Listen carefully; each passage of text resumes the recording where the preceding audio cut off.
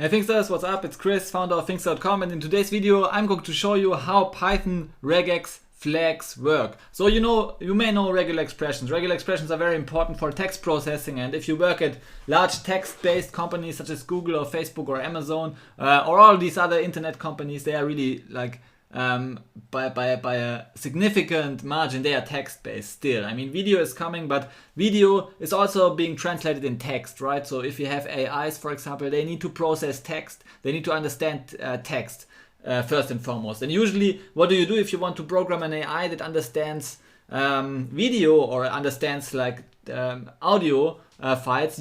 You translate the audio to text, and then you process on top of the text. You try to do some text understanding on the textual data. So text processing is critical for many applications, and regular expressions are the most powerful tool for text processing. So they are really critical to understand. And one of those little tricks in Python, regular expressions, are flags. And many people don't know flags. How do they work?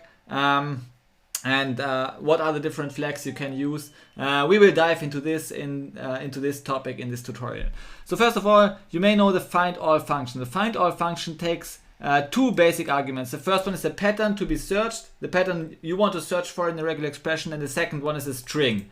And you want to find a pattern in the string. This is why regular expressions are there. Regular expressions help you find some patterns in the string. And now you can define a third optional parameter called flags parameter. And the flags parameter is initially, it's default, there is no flags defined, but you can define a flags parameter. And there are a few different parameters you can define. First one is re.ASCII, second one is re.DEBUG, and actually re.A is the same as re.ASCII, so you can use them as flags. You will see an example in a moment. I will just quickly go over the list. So the first one is ASCII, the second one is debug, the third one is ignore case, and you always have the shorthand version like this. re.I is short for ignore case. We have local, we have multiline, we have .all, we have verbose. These are the flags you can use as regular expressions, and they'll allow you to fine-tune the behavior of your regular expression engine. And so the question is, how can we use those flags? And I will dive into code where I show you in code what these different flags do basically. Good. So maybe let's start with the first example.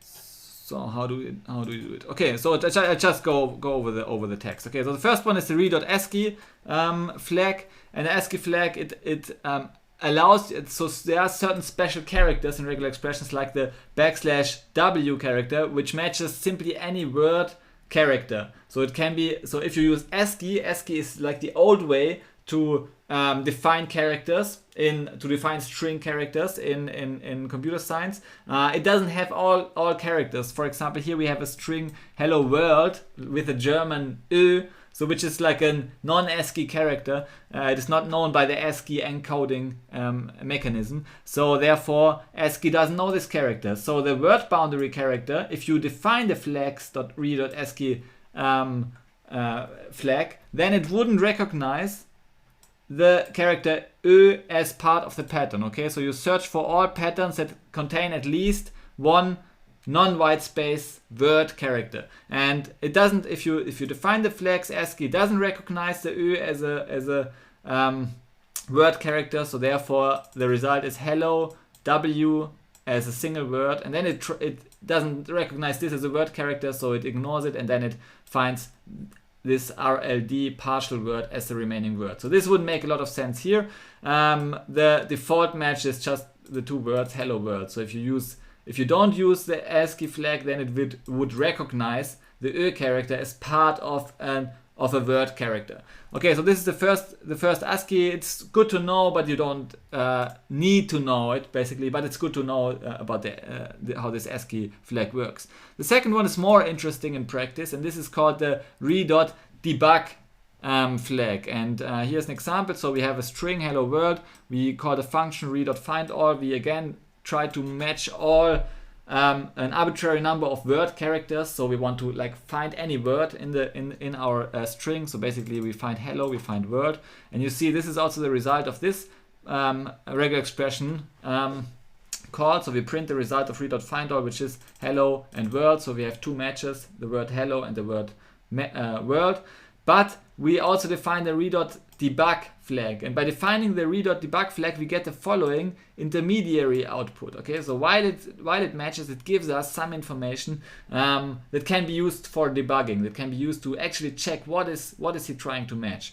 And you see, like, it matches, it gives you different output, like it gives you basically the steps it performs, the regex engine performs to match the character. So debug, if you ever write regular expression and you don't actually know what the regular expression is doing, then check out this debug flag. It's very simple to switch on. You can switch it on always for all regular expressions, in all regular expression functions like re.match, re.search, re.findall, all these different functions, full match. You can simply specify flags equals re.debug, and it gives you the information. It shows you what it tries to match. So this is very useful. The next one is ignore case, and here we have a string where the word hello is capitalized and the word world is lowercase, has lowercase letters. So we have uppercase and lowercase letters. And now we try to match an arbitrary number of lowercase, in this case, characters, of non-white space characters, basically between A and Z. So we have a character class of all letters A, B, C, D, E until Z, and we match at least one of them. Yeah, this is a regex quantifier, at least one of them, the plus quantifier, and we match it in our string here. And in this case, it doesn't match the first one. Why? Because there's no lowercase. It only matches the lowercase letters from A to Z. If you wanted to match the uppercase letters as well, you needed to write something like this. So we have all characters from A to Z and from A to Z uppercase, yeah. But we don't do this here, so therefore it only matches one pattern, which is the pattern world.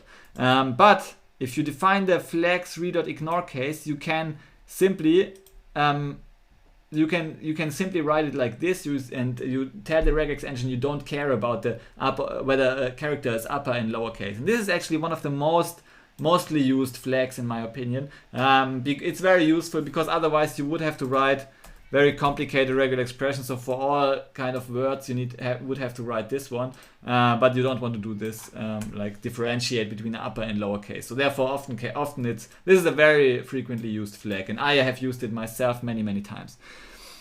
Okay, the next one is the multiline flag, and it is helpful if you process multiline strings, obviously, and this is very often the case. For example, if you download a book, like a textbook from the web, and you want to analyze this book, or a HTML site for web scraping, you download the string, and the string is now a multiline string. It has new line characters and everything. So if it contains new line characters, it's a multiline string. So therefore, it's very useful to know what the multiline string actually does. So you know this start of the line and end of the line characters. So this one, for example, this $sign is the end of the line, so it matches the pattern only at the end of the line. And this one is the start of the line pattern. It matches the characters only at the beginning of the line. And so in this case, we have defined a pattern from A to Z, an arbitrary number of characters, but at least one.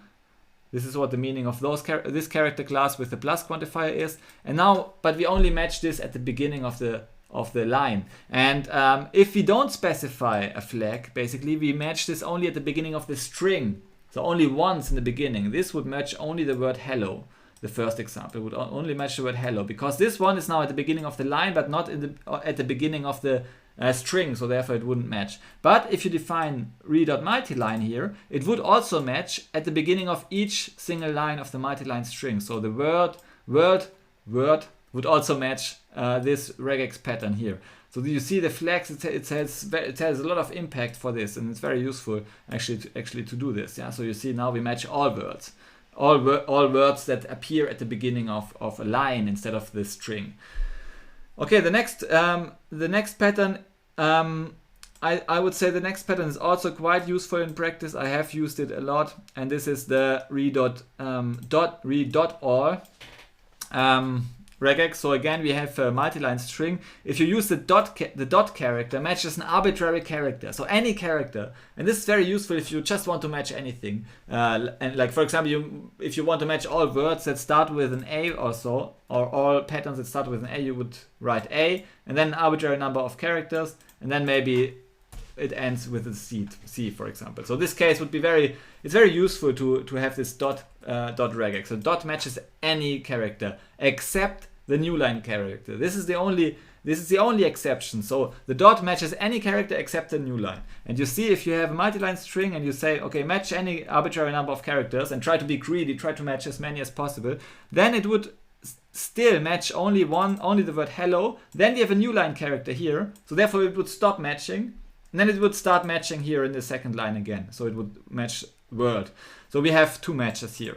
But if we define the re.ASCII flag, then the dot will actually match any character, including the new line character. So it would also match a new line character, and you see it here. So it matches hello, then the new line character comes and it matches as well. So the dot matches the new line character, and then it simply proceeds with matching word. So this is very useful.